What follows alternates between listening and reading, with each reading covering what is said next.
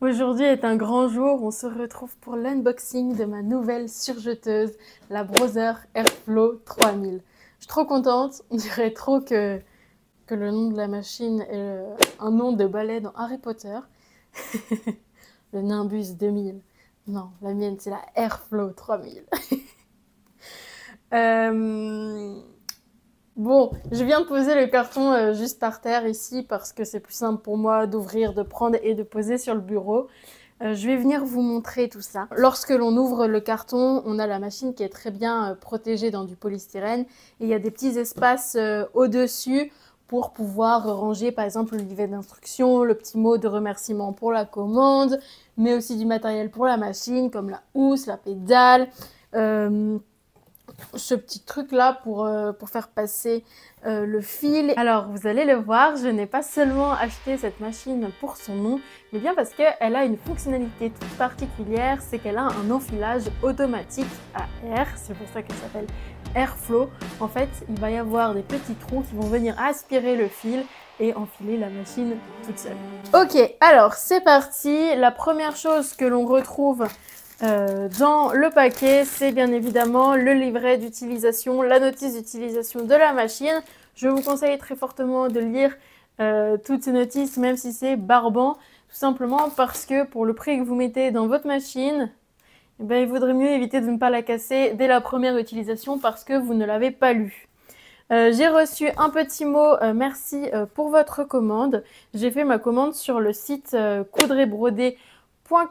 C'est là également que j'avais acheté ma machine à coudre. Si vous cherchez une machine à coudre ou une surjeteuse, je vous conseille d'aller y faire un tour. Il y a beaucoup de marques et puis il y en a pour tous les budgets. Le site est vraiment bien. Les 2 fois où j'ai fait la commande sur ce site, la livraison s'est très bien passée et la livraison se fait en 24 heures. Ok, alors nous avons du matériel pour la surjeteuse, la housse, la pédale. J'avais également acheté un pied fronceur et des canettes pour ma machine à coudre. Donc ça, j'essayerai plus tard.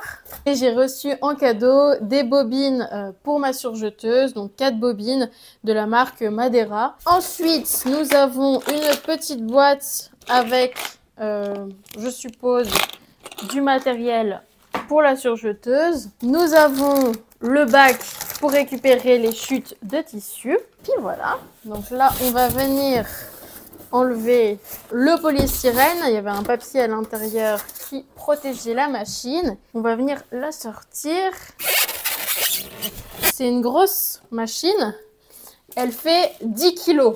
Donc c'est une machine qui est très lourde et je suis vraiment trop contente d'avoir une surjeteuse et je pense que la Brother Airflow 3000, évidemment si je l'ai choisie, va être incroyable. Quand on voit la machine comme ça, on peut se dire qu'elle est assez énorme, qu'elle prend beaucoup de place et c'est le cas. Mais c'est ça aussi qui permet, lorsqu'on a une machine grande, lorsqu'on a une machine lourde, ça évite d'avoir trop de vibrations et ça permet d'avoir soit une couture, soit un surjet qui va être beaucoup plus précis que si on a une petite machine. Bon, bah je vais enlever les scotch et puis on va faire un premier essai.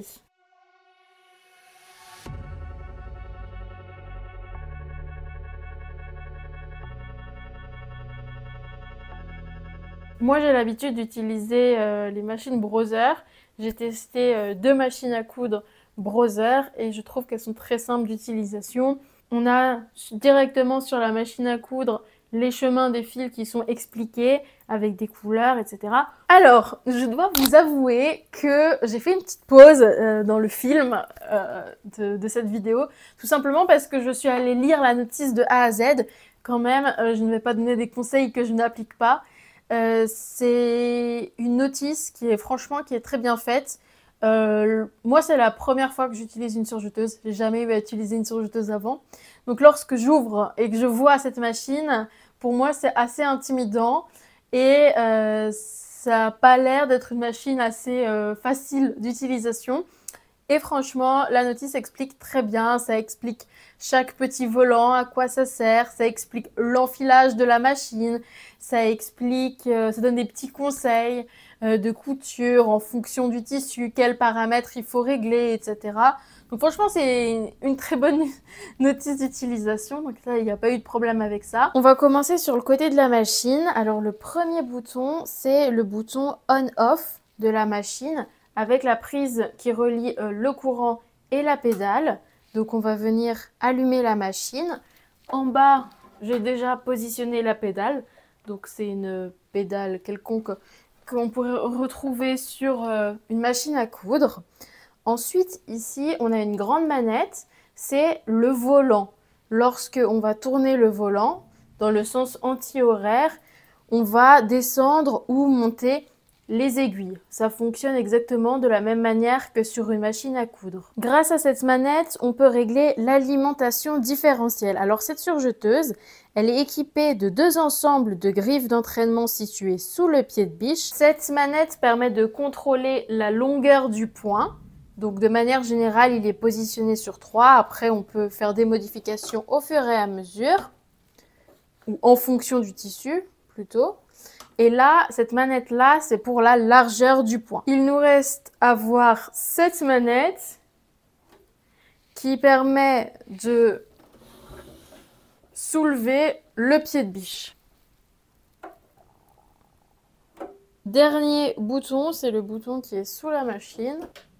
Clac. Ça permet d'activer ou de désactiver les couteaux. La particularité de cette machine, et oui, parce que j'ai déjà commencé à faire des essais, j'ai enfilé ma machine et j'ai fait des essais pour voir comment ça fonctionnait.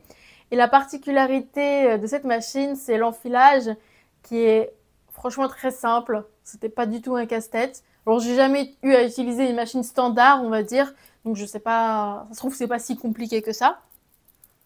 Mais moi, du coup, j'ai mis mon petit fil, hop, j'ai fait suivre le chemin, j'ai mis dans le trou, j'ai appuyé sur le bouton, ça a aspiré mon fil, ça ressort pile au bon endroit, et voilà.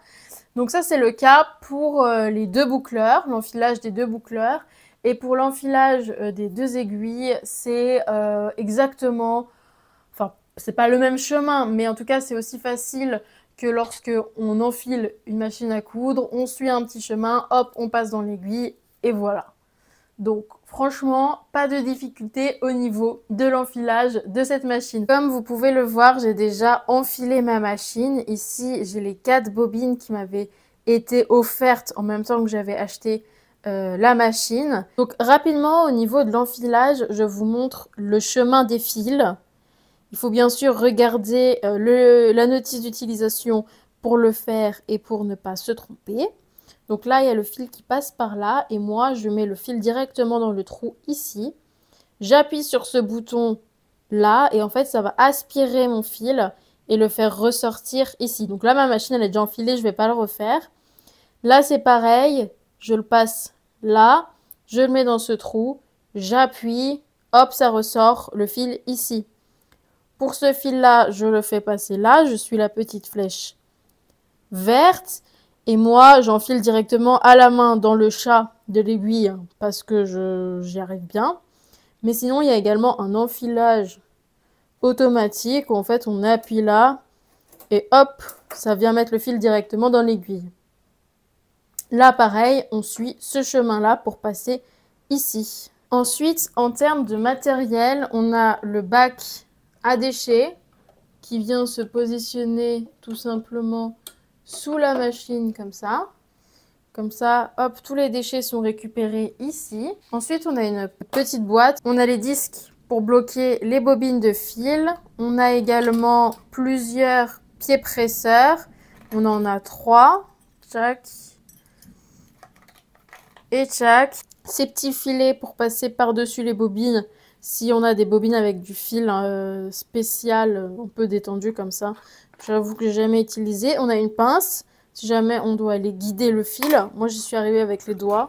J'ai pas eu besoin de pince. On a un petit attrape-fil, pareil, pour venir chercher le fil ou pour faire passer quelque part. On a une petite brosse.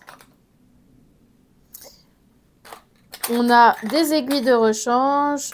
On a un tournevis pour pouvoir changer les aiguilles. Et puis, je crois qu'on a fait le tour. Ensuite, j'ai déjà fait des essais. Donc, il y avait déjà ce petit bout de tissu qui était surjeté avec cette machine au préalable pour faire les tests et pour montrer qu'il y avait les bons paramètres. J'ai surjeté l'autre côté du tissu pour voir si ma machine, elle est toujours bien. Donc on a les deux côtés du tissu qui sont surjetés de la même manière. Donc franchement, les paramètres sont bons. Et moi, je nous ai prévu des chutes de tissu, donc que vous reconnaissez peut-être de mes précédentes vidéos. Là, on a un tissu qui est quand même fin et un peu glissant. Là, on a un tissu qui est franchement épais. Lorsqu'on va mettre, hop, un aller-retour de tissu, c'est assez épais. Bon, c'est peut-être pas du jean, mais c'est quand même assez épais. Et là, on a un velours. Donc, c'est un tissu qui est entre les deux en termes d'épaisseur et qui est un petit peu collant. Donc, voilà. Je me suis dit que c'était pas mal d'essayer avec 3 tissus différents. Je vais commencer par le velours.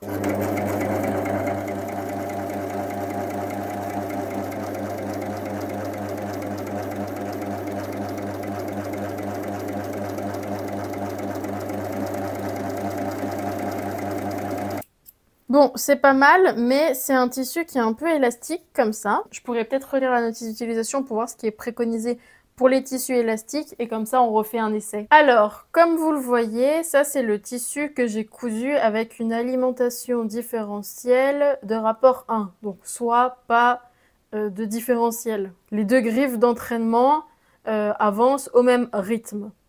Mais comme vous voyez, j'ai un tissu qui est un petit peu élastique. Et du coup, là, ça crée comme une sorte de petite vague. Et j'ai regardé l'alimentation différentielle. Lorsqu'on a un tissu élastique, on peut la positionner entre 1 et 2. De 1 à 2 en fonction de l'élasticité du tissu. Là, j'ai pas une vague énorme. Donc, je vais le mettre à peu près ici. Donc, on va faire un deuxième essai.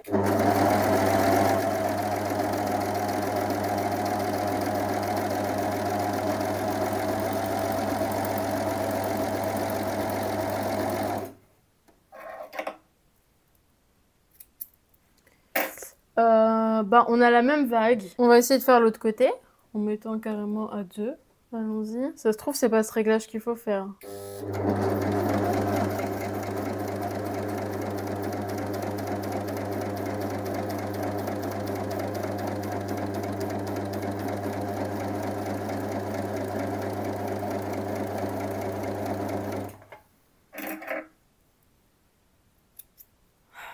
Je sais pas ce que vous en pensez. Après, c'est peut-être moi qui coupe pas droit, en fait. Je ne sais pas. Bon, en tout cas, en vrai, le surjet, il est joli, non? De l'autre côté, ça fait comme ça. De ce côté, ça fait comme ça. Ok, on va essayer avec ce tissu, qui est un tissu plus fin.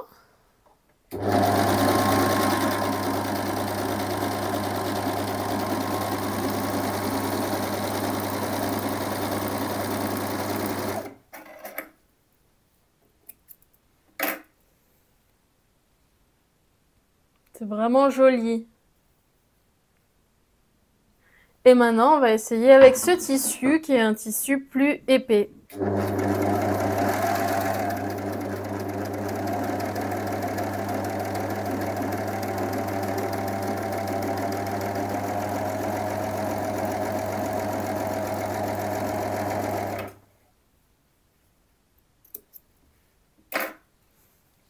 Et voilà!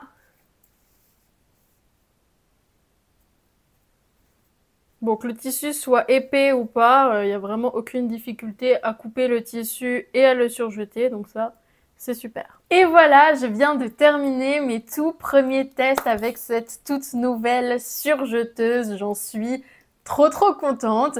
Là, pour le moment, j'ai trop hâte de passer au prochain projet pour pouvoir l'utiliser et puis pour avoir des vêtements avec des finitions un petit peu au-dessus de ce que je faisais actuellement.